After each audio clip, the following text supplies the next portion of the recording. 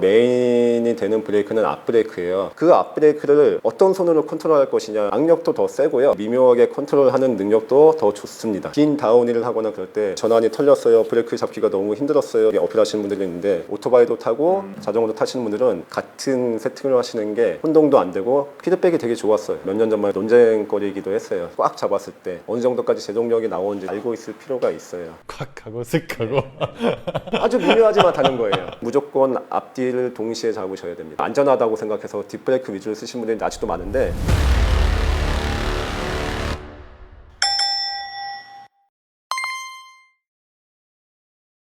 다음으로 좀 넘어가서 브레이크 레버 세팅에 대한 부분을 제가 좀 여쭤볼까 합니다. 제 자전거도 그렇고 대부분의 출고 완성차들은 앞브레이크가 왼손에 세팅이 되어 있고 뒷브레이크가 오른손으로 세팅이 되어 있는데, 경태 자전거 하남점 사장님은 반대로 세팅을 해서 타고 계신데요. 그 이유가 어떤지 되게 궁금하거든요. 저는 사실 좀 이해는 안 되는데, 국내 법규상으로는 몇 년 전부터 지정을 해줬어요. 왼쪽이 앞브레이크여야 한다는 게 지정이 돼 있어서 삼천리나 그런 생활 자전거에서부터 국내 들어오는 거의 모든 자전거 완성차들은 이제 왼쪽이 앞브레이크로, 그게 기본 세팅으로 되어서 박스가 조립이 되어서 옵니다. 결론부터 말씀을 드리면 그거에 연연하실 필요는 없고요.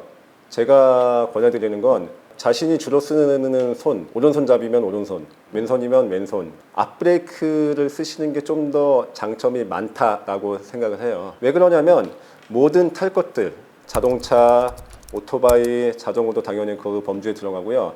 그 모든 이동수단에서 중요하고 메인이 되는 브레이크는 앞브레이크예요. 그래서 오토바이 좋아하시는 분들은 알겠지만 오토바이들은 앞쪽 브레이크 디스크 로터가 훨씬 더 크고, 심지어 더블로 들어가 있고 뒤쪽은 브레이크 로터가 되게 작아요. 역할도 되게 작아요. 자동차도 마찬가지예요. 자동차가 스포티한 차들은 대부분 앞쪽 브레이크 로터가 직경이 훨씬 더 큽니다. 꽉 찰 정도로. 꽉 찰 정도로 큰데, 캘리퍼도 앞에는 4P, 6P, 정말 높은 것들은 8P라고 해서 피스톤 개수예요. 패드를 밀어주는 개수인데, 앞에는 6P나 4P 그런 것들이 기본적으로 들어가 있고 뒤는 2P 아니면 4P까지도 쓰긴 하는데, 어쨌든 앞쪽이 훨씬 더 비중이 높습니다. 자동차건 오토바이건 브레이크를 잡게 되면 일단 하중이 앞쪽으로 이렇게 실리게 되거든요.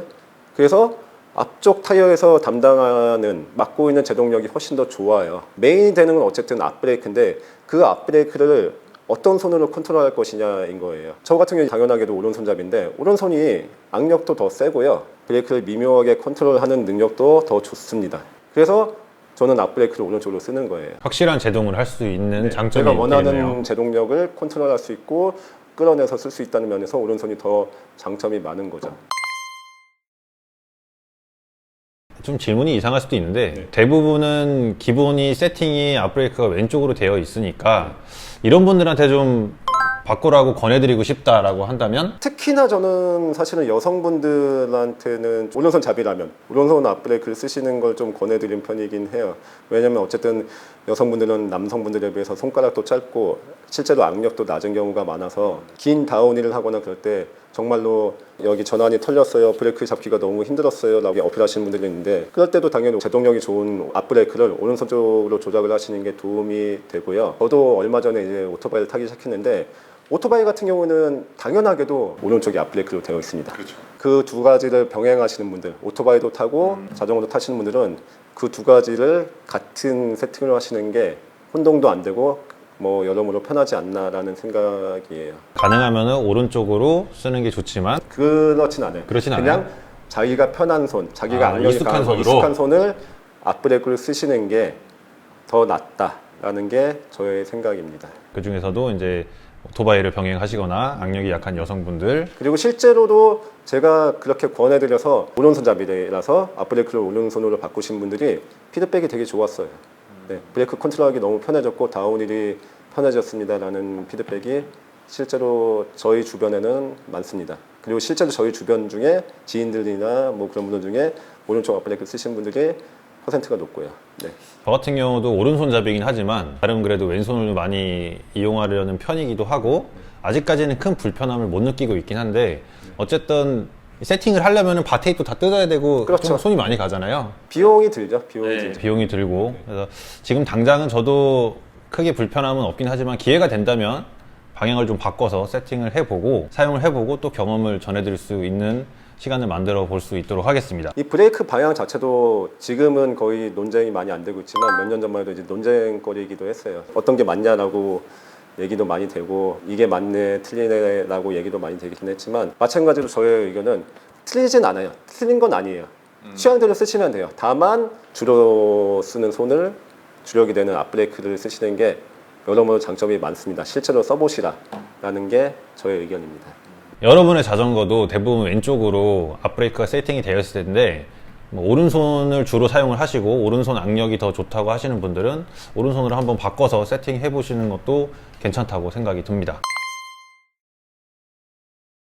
그럼 마지막으로 가장 중요한 거, 이 자전거를 탈 때 빠르게 잘 달리는 것도 중요하지만 또 잘 서는 것도 중요하지 않겠습니까? 네, 그렇죠. 브레이크를 잡는 요령이 있을 텐데요. 요령이라고 하면 대부분의 로드바이크를 타시는 분들이 자기 자전거가 가진 최대 제동력이 어느 정도인지 사실 잘 모르고 타시는 분들이 많아요.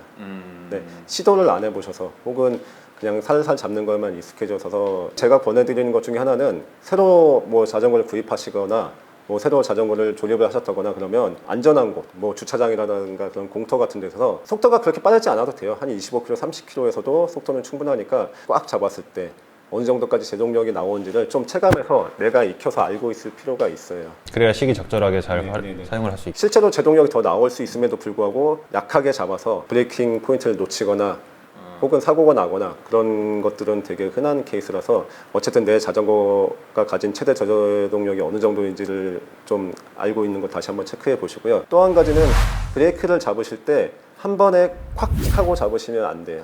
콱 하고 잡으면 넘어가죠. MTB 쪽에서 쓰이는 트릭인데 스타피 제도에서 뒷바퀴를 들고 앞바퀴만 땅에 닿은 상태로 이렇게 주행을 하는 그런 테크닉이 있어요.